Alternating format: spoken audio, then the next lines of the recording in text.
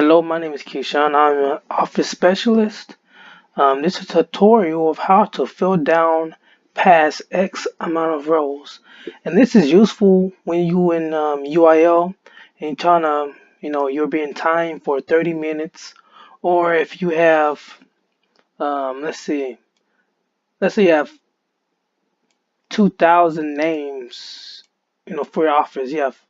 Let's say, you have 229 people in your office, and the goal is to put them all in order, or give them a number. So luckily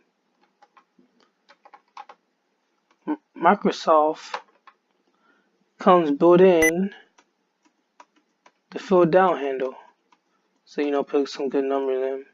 You can stop at 1 2 3 4. You could you could just hold down the fill handle and go down, but that would take too long. Control Z. But I recommend double clicking on the fill handle, and voila,